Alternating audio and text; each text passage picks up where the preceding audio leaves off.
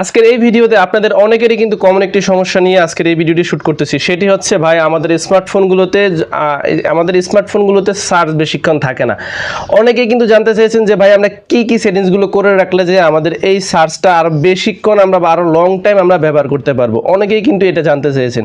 তবে একটি কথা আমি আপনাদেরকে বলতে চাই, এই স্মার্টফোনগুলো এরকমভাবে তৈরি করা হয়েছে যেগুলো আপনি আলাদাভাবে চার্জের ব্যাকআপ পাওয়ার সুযোগ নেই। যেমন 5000 mAh এর ব্যাটারি থাকে বা 5400 5200 mAh এর ব্যাটারি থাকে। এই ব্যাটারিগুলোতে যে চার্জ হয় এই চার্জটা কিন্তু আমরা যে আমাদের ব্যবহারের দোষে কিন্তু চার্জটা বেশি খায়, আদার্স এটা কিন্তু বেশি যাওয়ার কথা না। তবে আজকের এই ভিডিওতে আমি আপনাদেরকে দেখাবো যে কিভাবে আপনারা এই কাজগুলো করে রাখলে বা আপনাদের এই সেটিংসগুলো করে রাখলে আপনাদের ফোনের যে চার্জটা সেই চার্জের ব্যাকআপটা আরেকটু বেশি পাবেন। তো কিভাবে সেটি চলুন আমার পাশের স্ক্রিনটিকে একটু আপনারা লক্ষ্য করেন, আমি সম্পূর্ণ ভিডিওটি আপনাদেরকে দেখিয়ে দিচ্ছি। তো আমরা এখান থেকে যে কাজটি করব, আমরা কিছু সেটিংসের মাধ্যমে কিন্তু আমরা জেনে নিব যে কিভাবে আমাদের সার্চটি করা যায়। আমরা আমাদের সেটিংসটিকে আমরা ওপেন করে নিয়ে নিচে চলে আসবো। এখান থেকে দেখতে পাচ্ছেন ডিসপ্লে ব্রাইটনেস, এখানে ক্লিক করে দেব। ক্লিক করে দেওয়ার শেষে এখানে দেখতে পাচ্ছেন পাশে ডার্ক মোড। এই ডার্ক মোডটাকে এখান থেকে জাস্ট আপনারা অন করে দিবেন। আপনারা লাইট মোড থেকে ডার্ক মোডে নিয়ে আসবেন। এটা করে রাখলে আপনাদের ফোনের চার্জটাও অনেক কম যাবে। আপনাদের রাতের বেলা যখন আপনারা মোবাইল দেখবেন আপনাদের চোখেরও তেমন বেশি একটা ক্ষতি হবে না। তো এখান থেকে জাস্ট এই ডার্ক মোডে দিয়ে দিবেন। ডার্ক মোডে দিয়ে দেওয়ার শেষে আপনারা যে কাজটি করবেন, নিচে আসলে দেখতে পারবেন অটো ব্রাইটনেস। এই অটো ব্রাইটনেসের এটা আপনারা জাস্ট এখান থেকে অন করে দিবেন। এটা করলে কি হবে, আপনাদের যখন দিনের বেলা যাবেন তখন আপনাদের কিন্তু মোবাইলের আলোটা অটোমেটিক বেড়ে যাবে, আবার যখন রাতের বেলা চলে আসবেন তখন অটোমেটিক্যালি কম চলে আসবে। সেখান থেকেও কিন্তু আপনাদের চোখেরও উপকার হলো, আপনাদের ফোনের ব্যাটারির চার্জটাও কিন্তু কম গেল। তা আমরা যে নিচে যে কাজটি করবো, এখান থেকে নিচে চলে আসলে এখানে দেখতে পারবেন স্ক্রিন রিফ্রেশ রেট। এই স্ক্রিন রিফ্রেশ রেট এইটার উপর আমরা জাস্ট ক্লিক করে দিব। তো এটা আমার এখানে আমি স্ক্রিন রেকর্ড করার কারণে, আমার ফোনে স্ক্রিন রেকর্ড করার কারণে কিন্তু আমার এটা এরকম দেখাচ্ছে। আপনারা এখান থেকে জাস্ট যদি হাই রেজলিউশনে দেওয়া থাকে বা আপনাদের অটো সিলেক্ট করা থাকে, জাস্ট এখান থেকে আপনারা স্ট্যান্ডার্ড এখানে আপনারা জাস্ট ক্লিক করে দিবেন। তখন দেখা যাবে কি আপনাদের যেই ফোনের চার্জটা অতিরিক্ত যেই চার্জটা খেত সেটা হচ্ছে আপনাদের কম খাবে। দেখতে পাচ্ছেন এখানে কিন্তু 60 গিগাহার্জ আর এটা হচ্ছে 90 গিগাহার্জ। তো এখান থেকে জাস্ট এটাতে স্ট্যান্ডার্ডে ক্লিক করে দিয়ে আপনি এখান থেকে বের হয়ে যাবেন। বের হয়ে যাওয়ার শেষে দেখতে পাচ্ছেন আমাদের কিন্তু এখানে অনেক ধরনের অ্যাপ্লিকেশন আমরা কিন্তু ব্যবহার করে থাকি। এই অ্যাপ্লিকেশনগুলো কিন্তু আমাদের ফোনের চার্জ খায়। তো আমরা এখান থেকে অপ্রয়োজনীয় যে সমস্ত অ্যাপসগুলো আছে সেগুলো এখান থেকে আনইনস্টল করে দিব।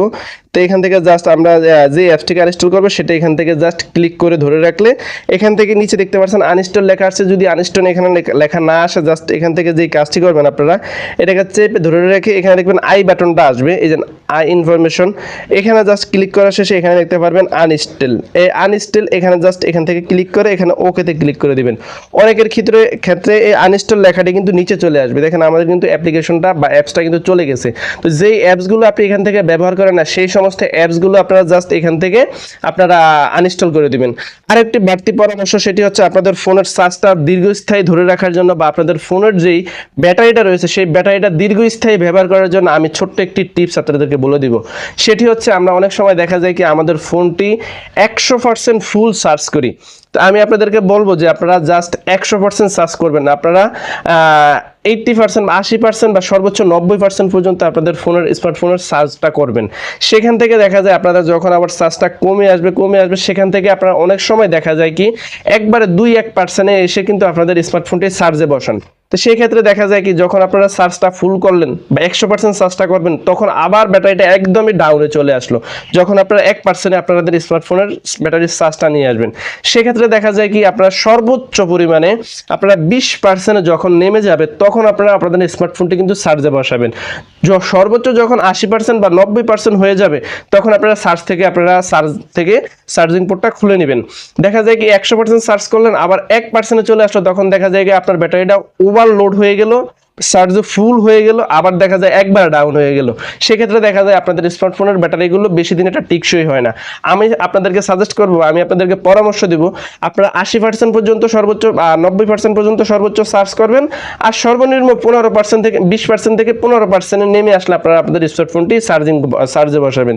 এরকমভাবে ব্যবহার করলে দেখা যাবে আপনাদের স্মার্টফোনের চার্জটাও দীর্ঘস্থায়ী হবে এবং আপনাদের স্মার্টফোনের যে ব্যাটারিটা রয়েছে সেই ব্যাটারিটা আপনাদের দীর্ঘদিন ব্যাকআপ পাবেন আর কি।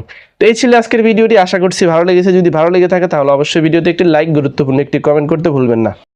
নতুন ভিডিও পাওয়ার জন্য আমাদের ইউটিউব চ্যানেলটিকে সাবস্ক্রাইব করে এবং ফেসবুক পেজটিকে ফলো করে ভিডিওতে একটি লাইক, গুরুত্বপূর্ণ একটি কমেন্ট করুন। আমাদের পরবর্তী ভিডিও আপনার কাছে সবার আগে শো করবে। That's it.